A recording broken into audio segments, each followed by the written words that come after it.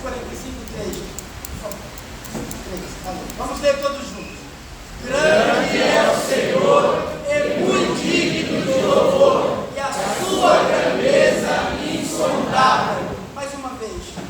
Grande é o Senhor, e muito digno de louvor, e a sua grandeza insondável. Esta é a palavra do Senhor para nós nesta noite. Amém? Amém. 15 de março de 1970 foi a inauguração dessa igreja. 15 de março de 1970.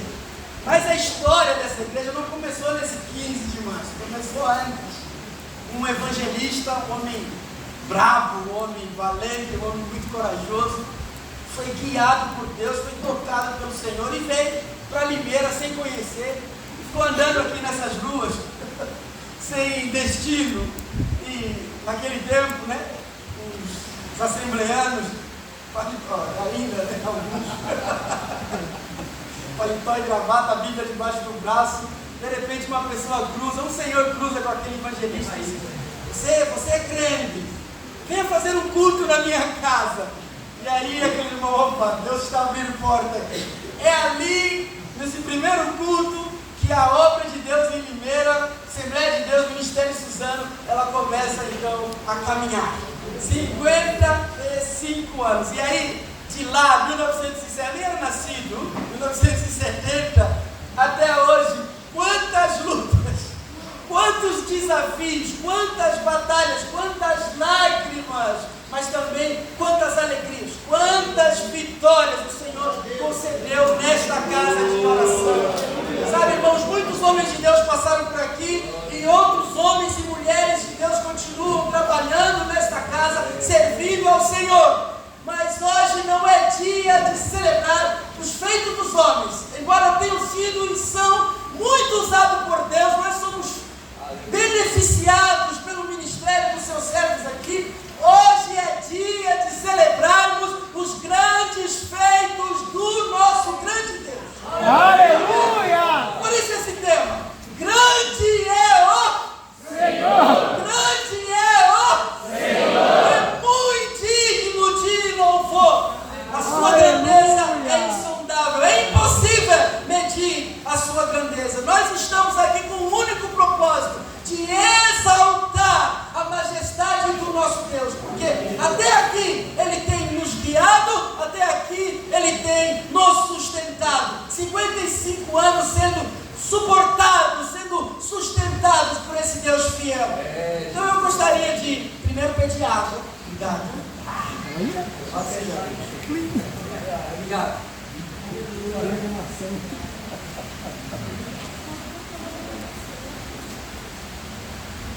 Queria convidar os irmãos para refletirmos um pouco sobre como, diante desta grandeza de Deus, a nossa única resposta é a adoração.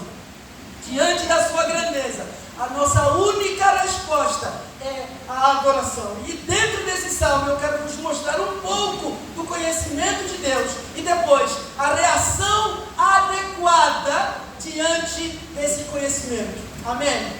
Primeiro eu quero falar sobre o conhecimento de Deus um pouco. A Bíblia toda é revelação do conhecimento de Deus, mas esse salmo fala bastante, não fala tudo. Nós vamos olhar um pouco para o conhecimento de Deus, para como é que Deus se revela dentro desse salmo. E depois nós vamos aprender, ou vamos relembrar como nós devemos reagir diante desse Deus tão grande e poderoso. Aleluia! Vamos em frente.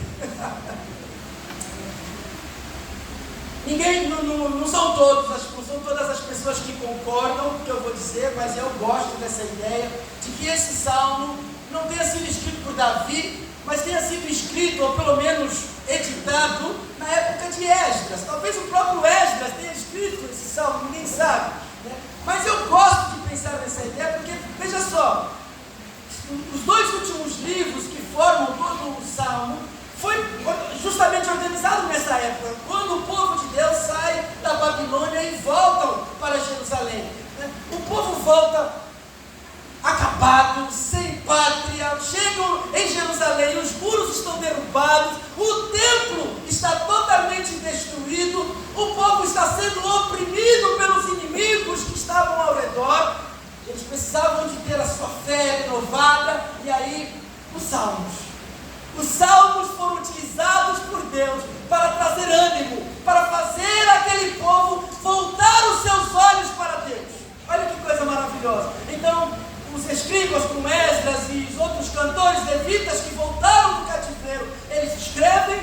meditam, eles organizam os livros e eles espalham os salmos, espalham entre a congregação para que cantassem, para que recitassem, para que assim tivessem a fé renovada, tivesse a confiança restaurada e retomasse o trabalho da reconstrução. Dentro do salmo nós vamos ver pelo menos 5 atributos de Deus, atributos, qualidade, características que pertencem a Deus, e nesse caso aqui somente a Ele. Primeira qualidade de Deus aqui, ou o primeiro atributo de Deus aqui é: Deus é grande. Amém? Deus é grande. A palavra, como nós lemos, grande é o Senhor. Essa palavra grande, ela dá a ideia, ela traz a ideia da grandeza de Deus como uma grandeza única, uma grandeza incomparável, uma grandeza exclusiva, pertencente a Ele. E essa grandeza, quando nós falamos de Deus grande, nós já logo pensamos, né? Deus é grande em poder. Mas Deus não é apenas grande em poder. Deus é grande em pureza. Deus é grande em justiça. Deus é grande em sabedoria. Aliás, Ele não é apenas grande, Ele é a fonte de toda a grandeza. Esse é o nosso Deus. E o que é melhor? O que é melhor é que Ele revela essa grandeza. O Salmo diz: Ele revela a sua grandeza nos seus atos poderosos, no esplendor da sua majestade, nas suas maravilhosas obras. Quando Ele fala do reino, Ele vai dizer que a grandeza de Deus se manifesta no seu reino, que é eterno e cujo domínio dura por todas as gerações. Esse é o nosso grande Deus. Há um pregador batista, séculos passados, ele é conhecido como o príncipe dos pregadores. Eu nem vou tentar falar o nome dele aqui, é um inglês. Mas veja só, ele meditando nesse salmo, o que ele disse: a grandeza de Deus não pode ser medida pela nossa compreensão, mas somente pela própria revelação. Nós não podemos fazer cálculos, matemática, física, quântica, sei lá mais o que, para tentarmos entender esse Deus. Ele graciosamente se revela a nós.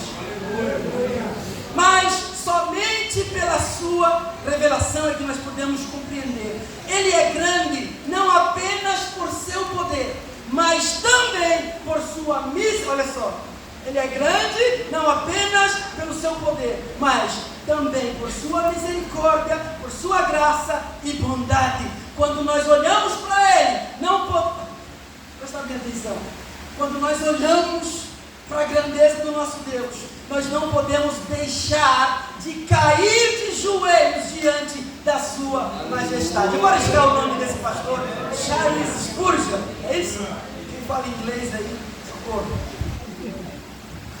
Segunda qualidade, ou segundo atributo de Deus aqui, é o que nós vemos ainda no Salmo, no versículo 3, Ele é digno, e digno de louvor.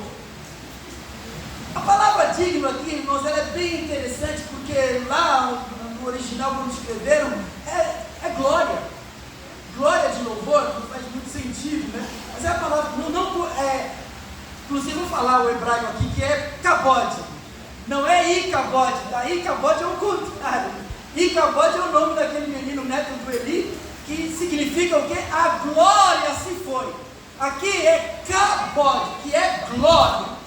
E quando nós olhamos para essa palavra dentro desse contexto, ela nos faz lembrar que a glória de Deus, ela é tão vasta que a nossa única reação é cairmos de joelhos em profunda reverência. Por isso, digno de louvor. A sua glória é tão imensa, a sua glória é tão grande, que Ele é o único que é digno de receber toda a nossa adoração. Essa palavra vai ser usada em outro lugar no Velho Testamento, lá no Êxodo, justamente quando Jeová, ele desce no Monte Sinai para entregar a lei. Veja só, a Bíblia vai dizer assim: a glória do Senhor repousou sobre o Monte Sinai.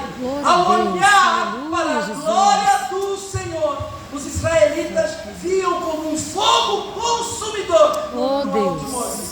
Vocês sabem ver a reação do povo quando viram a glória de Deus ali, né?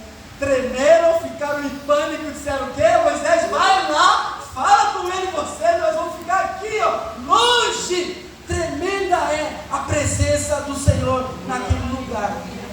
Quero falar de um outro atributo de Deus. Ele é grande, ele é digno de louvor e agora ele é justo. Ele sempre age com retidão. O nosso Deus, os seus caminhos e julgamentos são sempre justos e sem contradição. Deus nunca se contradiz e nunca há de se contradizer. Quando nós estamos diante dele, nós podemos confiar na sua justiça, porque guarda isso, ele sempre faz e sempre fará o que é certo. Às vezes nós não compreendemos, às vezes nós ficamos perplexos diante da ação poderosa de Deus, mas confia, é certo, porque Ele é justo, aleluia. Outra qualidade de Deus que aparece nesse salmo: Deus é santo, absolutamente separado de tudo que é sujo, absolutamente separado de tudo que é impuro, de tudo que é pecaminoso. E a sua santidade, embora a Bíblia diga, seja santo porque Ele é santo, a santidade de Deus, ela é perfeita, ela é incomparável. Por mais que nós, ou por mais que o homem mais santo dessa terra alcance um nível altíssimo de santidade, ainda assim essa santidade será muito inferior à santidade daquele que é santo. O Salmo 99, versículo 9 vai dizer assim, eu aprendi na escola que não podia falar versículo, né? Salmo não tem versículo, porque são pessoas. Eu aprendi com o professor que está aqui. Mas está dividido em versículos, então você é obrigado a usar o versículo. Didaticamente fica mais fácil para a gente, né? Falo para você, Salmo 99, versículo 9, você vai certinho lá, não é? Por didática, vamos usar o versículo. O versículo diz assim: prostrem-se diante de Deus, porque Ele é santo. Se você está comigo, porque Ele é santo. Porque Ele é santo. Prostrem-se diante de Deus, porque Ele é santo. Isso nos mostra que louvor é uma resposta à sua santidade. Acho que é a última qualidade de Deus, o último atributo de Deus que aparece aqui. Deus é compassivo. E olha só como Ele mostra a sua compaixão para nós. Ele cuida de nós com misericórdia e bondade. Glória a Deus, aleluia, Jesus. Ele cumpre as suas promessas para nós. Amém. Ele provê as nossas necessidades. Ele nos levanta quando nós caímos. E Ele responde-nos quando nós clamamos por Ele. Essa é a compaixão de Deus. Ele não faz isso porque Ele é obrigado. Ele não faz isso porque Ele tem alguma dívida conosco, não. Ele te atende, Ele te socorre, Ele te levanta, Ele te restaura, Ele faz promessas e cumpre na sua vida, simplesmente porque a sua qualidade é ser compassivo. Ele é gracioso, Ele é misericordioso. É por isso que Ele tem essa facilidade de mostrar abundantemente todos esses feitos grandes na nossa vida: misericórdia, bondade, socorro, renovo, resposta, nos levanta quando precisamos. Esse é o nosso Deus compassivo. Mas, irmãos, não se esqueçam que a maior manifestação da compaixão de Deus não está em nos levantar, não está em nos socorrer, não está em responder nossas orações. A maior manifestação da compaixão de Deus, da misericórdia de Deus, foi enviar o seu bem mais precioso para esse mundo. O gesto maior do amor de Deus foi mandar o seu Filho para andar conosco. Imagina, Emanuel, Deus grande, Deus todo-poderoso, se faz carne, anda conosco, vive a nossa vida humilhante para um Deus criador e sustentador de todas as coisas, e ainda mais, carrega os nossos pecados naquela maldita cruz. Essa Essa é a maior manifestação da compaixão de Deus por minha vida, por tua vida. Por isso o apóstolo Paulo vai dizer assim: o que ele vai negar para nós? Ele não poupou nem o seu filho. O que mais ele vai negar? O que ele poderia negar se ele já te deu o bem mais precioso? E João vai fazer, a palavra é, vai fazer, falta uma palavra aqui, vai fazer questão de dizer, ele deu o seu único filho. Não é que ele foi lá na caixa de tesouro, tem um monte de tesouro aqui, vou pegar esse e vou oferecer. Não, ele pegou tudo que tinha. Essa é a maior manifestação da compaixão de Deus por você. Amém? Vou citar outro pastor aqui. Agora esse pastor, ele é mais recente um pouco, é de 1738. O nome dele é Jonathan Edwards.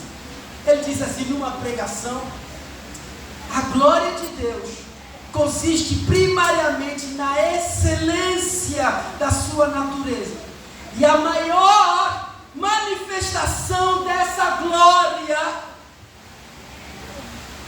não é nada do que vemos, do que vimos, mas na pessoa e obra de Cristo Jesus. A maior manifestação da glória de Deus é na pessoa e obra de Cristo Jesus. Nele, a justiça, a graça, a majestade e a humildade, o poder e o amor se encontram em perfeita harmonia.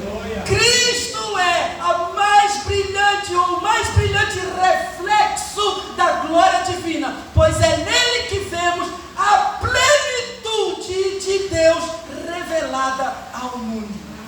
Cristo, irmãos, é a maior revelação da glória de Deus. É por isso que o apóstolo João, ele vai dizer, ele viveu entre nós, ele montou o seu tabernáculo entre nós, ele andou conosco, nós o vimos, nós o ouvimos, nós o tocamos, nós vimos a glória do unigênito de Deus, cheio de graça e de verdade. A maior manifestação da glória de Deus sempre foi e sempre será a vinda do seu Filho a este mundo. Aleluia. E é por isso que o Salmo vai dizer que uma geração deve contar a outra geração os grandes feitos do Senhor. Por quê? Porque transmitindo de pai para filho, de pai para filho, de pai para filho, olha, Deus é grande, Deus é grande, Deus é grande, Deus é grande. O avô ensinou o pai, Deus é grande. O pai ensinou o filho, Deus é grande. O pai ensina o filho, o neto, Deus é grande. O neto, o bisneto. Assim, a semente santa foi preservada e o caminho para a vida do Messias foi preparada. Uma geração falando, contando. Há uma versão da Bíblia que diz assim, nós lemos, né?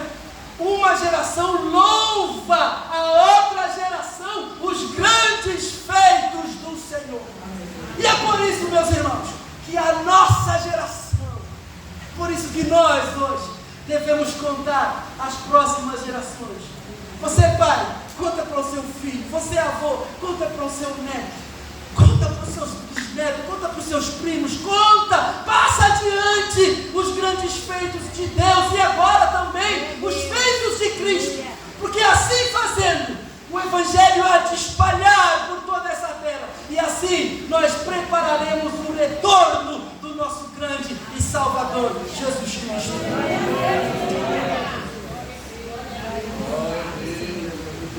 Mas para isso, nós precisamos ter convicção de uma coisa. E antes de falar disso, eu quero perguntar algo para você. Estamos aqui olhando para o Salmo. Se eu estiver certo, vamos saber lá na eternidade, 500 anos mais ou menos antes de Cristo, o Salmo foi escrito. Hoje pode ser diferente.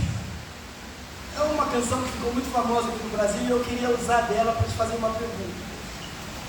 Deus continua sendo Deus? É uma canção, né? Perguntei, você pode responder. Dizem que a pregação é um monólogo, né? Mas eu te dou a permissão de responder. Deus continua sendo Deus? Amém? Ou não amém? Amém. Deus continua sendo Deus? Amém.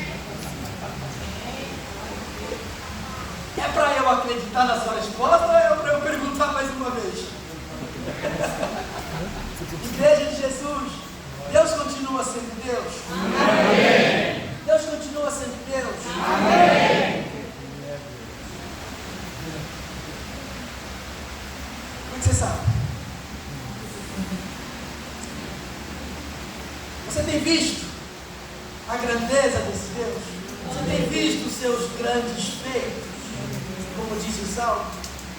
Eu tenho certeza que sim. Eu peguei você meio surpresa, pode não lembrar agora, mas eu tenho certeza que Deus continua sendo Deus. Olha para isso aqui. 55 anos, essa congregação. 55 anos, o nosso Deus tem sustentado-nos aqui. O nosso Deus tem nos protegido aqui nessa casa. O nosso Deus tem nos abençoado aqui, não é, Josué? O nosso Deus tem transformado a nossa vida nessa casa. 55 anos Deus vem sendo Deus nessa casa. 55 anos Deus vem revelando e realizando os seus grandes feitos dentro desta casa. E se você não é desta casa, eu sei que lá, aonde você serve esse Deus, Deus continua sendo Deus. Aleluia! Ele foi ontem lá para estas Neemias, Zorobabel. Ele foi na época dos apóstolos, ele foi em toda a história da igreja, ele continua e sempre será o mesmo Deus.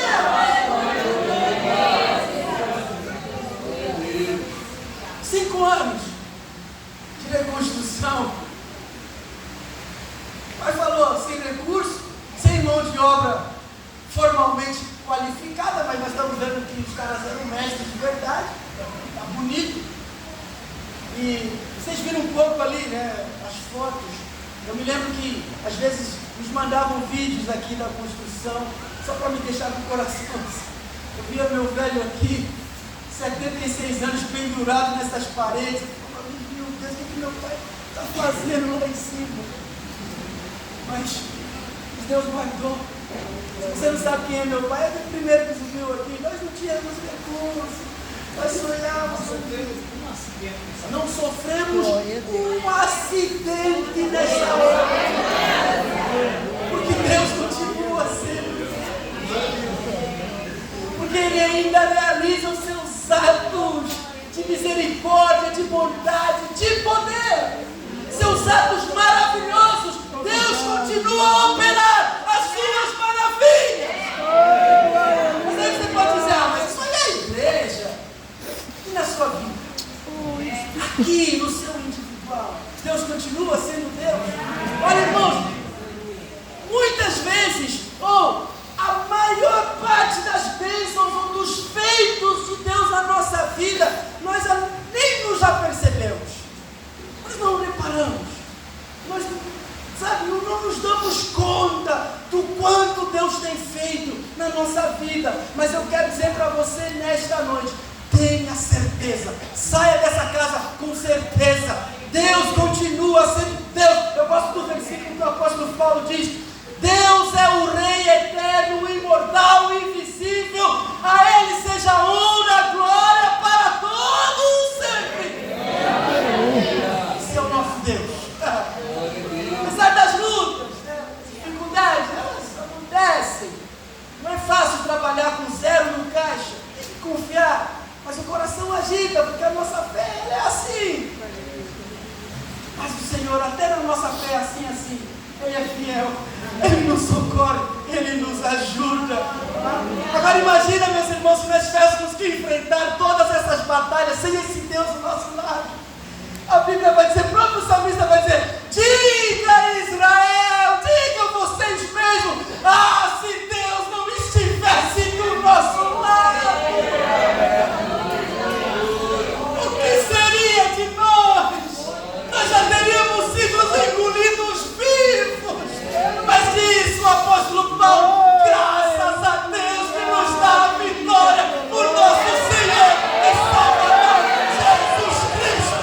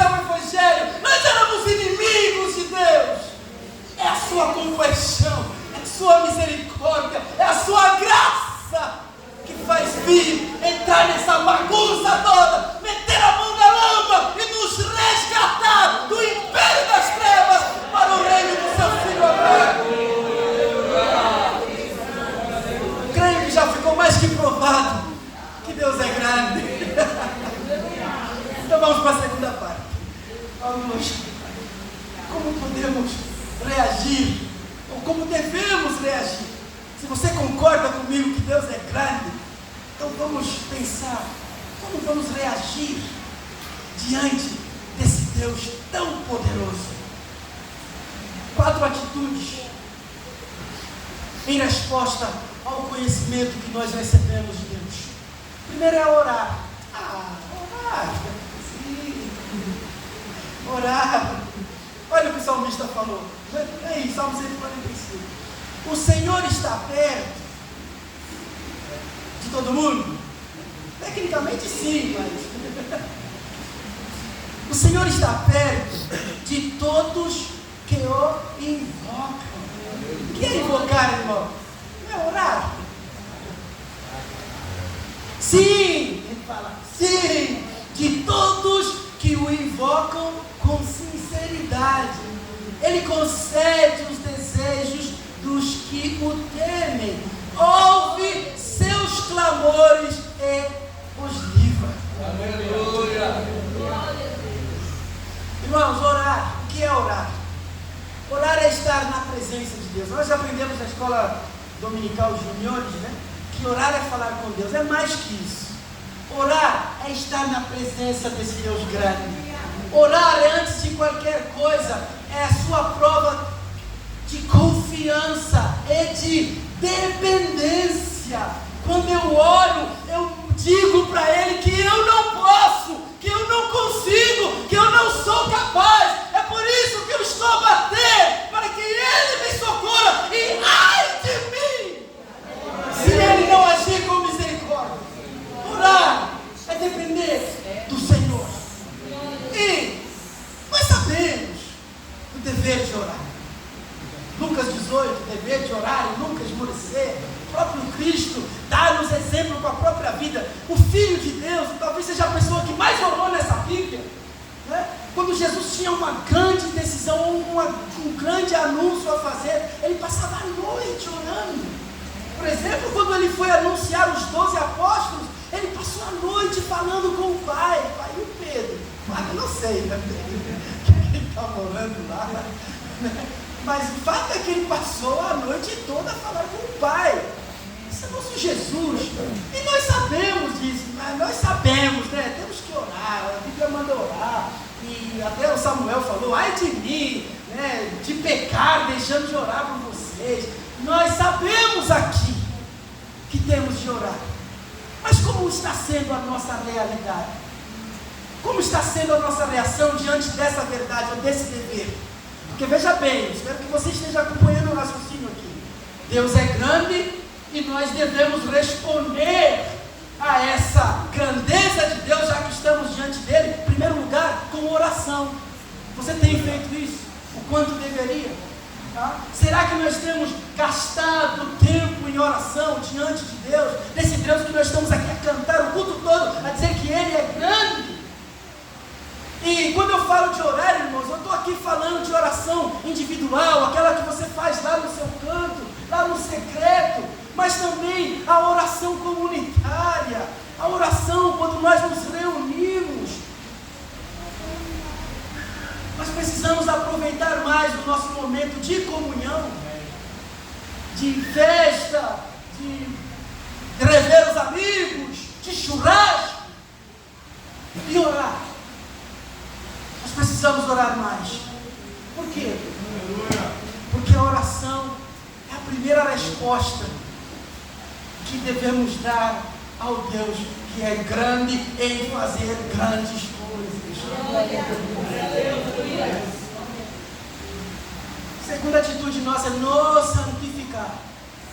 O salmista diz: o Senhor protege todos que o amam, mas destrói os perversos. Veja só, que diferença nós faremos dos perversos se nós não buscarmos incessantemente a santificação? No último versículo 21, diz lá, o santo nome do Senhor. E o salmista colocou ali de propósito. Você cantar todo o salmo e lá no final você lembrar que você está diante de um Deus santo, de um Deus que ordena, sejam santos porque eu sou santo. Se nós quisermos usufruir dessa misericórdia de Deus, que está ao nosso dispor, se você quiser experimentar mais dessa graça de Deus que está à nossa disposição, nós devemos nos empenhar mais pela santificação. A própria palavra de Deus diz que sem a santificação nós não veremos a Deus. E eu digo mais, sem a santificação Deus não será visto em nós. Esse é o versículo de São Benito.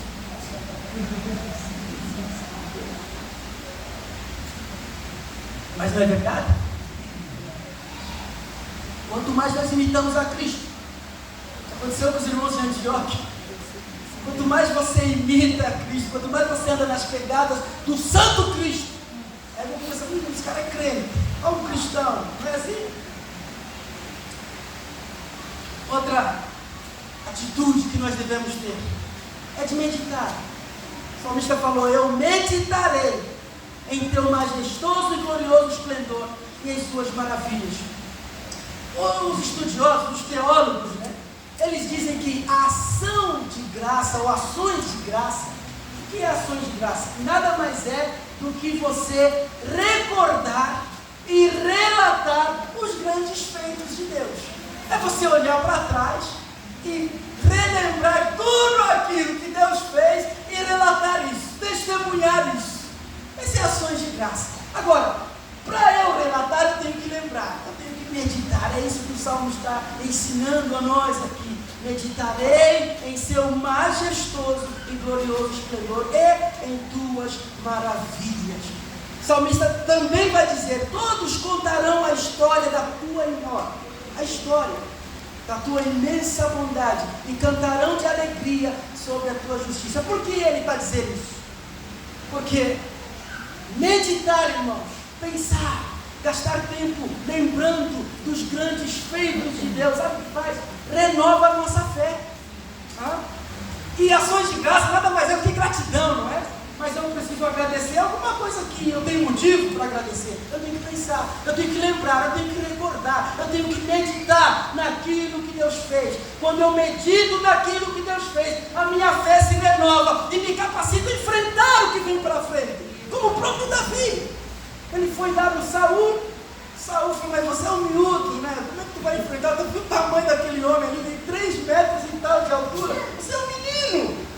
O que Davi faz? Ele relembra os grandes feitos de Deus. Olha, Deus já me livrou de leões, Deus já me livrou de urso, leão, urso, Golias, gigante, para Deus.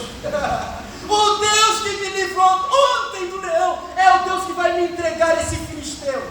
Então, é a importância de nós meditarmos nos grandes feitos de Deus, porque traz gratidão ao nosso coração e renova a nossa fé. E é uma resposta adequada diante da grandeza do nosso Deus. Isso vai nos levar à última atitude, que é louvar. Veja só, orar, se santificar, meditar e louvar. Salmos, o apóstolo Paulo falou, Efésios capítulo 5, a partir do 18, ele diz, cantem, hinos, salmos e cânticos espirituais, não é? A música, a canção, ela tem um papel muito importante na adoração. Por quê? Pense um pouco das canções que nós cantamos aqui esta noite. Todas elas exaltaram o nome do Senhor.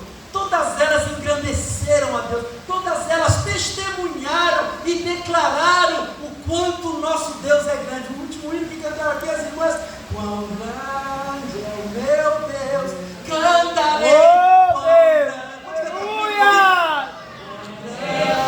Oh, Espírito Santo! Cantarei. Olha! Todos vão dizer o quê? Quão grande é o meu Deus. A importância do hino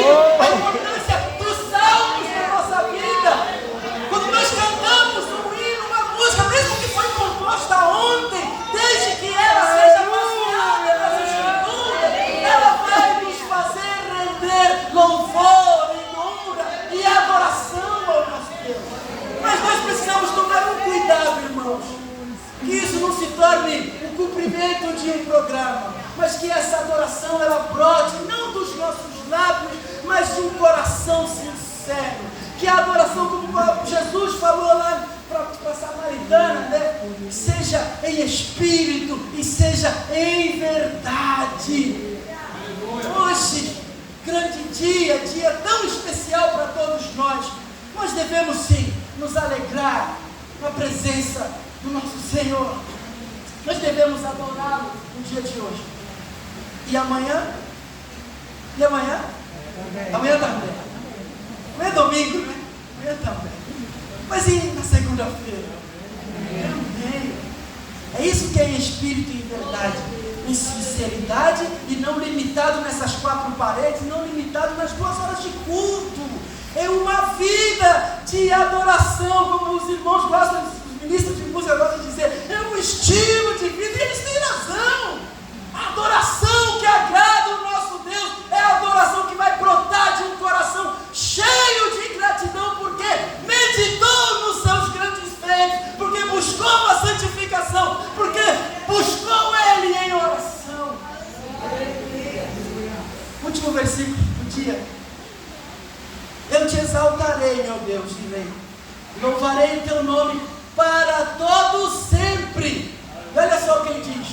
Alguns dias eu te louvarei, é isso? No final de semana eu te louvarei, é isso? O que ele diz? Você se lembra? Pode falar, pode falar. Se você não falar, a Bíblia fala. Está lá, é o primeiro salmo, é o primeiro versículo. Eu te louvarei, Senhor, para todo sempre. E no dia do meu aniversário, é isso?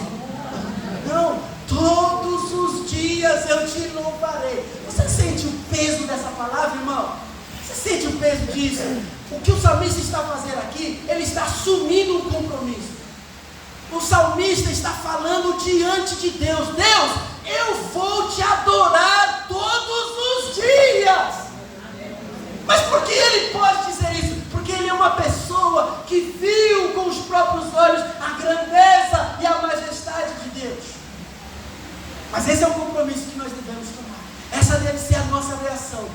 Nos compromissar em louvar, adorar ao Senhor todos os dias da nossa vida. Mas, Senhor, e quando estiver doendo muito? Lembra da Cassiane? Está doendo, louve. Está chorando, louve. Está sofrendo, louve. Não importa, louve. Seu louvor invadiu. É verdade. É verdade. Essa deve ser a nossa resposta. Quem vê a grandeza de Deus? Quem vê a grandeza de Deus? Eu perguntei, né? Você tem visto a grandeza de Deus? Todo mundo falou amém. Foi meio tímido no começo, mas eu estou olhando aqui de cima. Todo mundo disse sim. Deus continua sendo Deus. Você quer ver? Vamos fazer de novo. Deus continua sendo Deus? Amém. Aí em cima, Deus continua sendo Deus? Amém. Então, quem sabe que Deus continua sendo Deus vai orar. Quem sabe que Deus continua sendo Deus vai se santificar.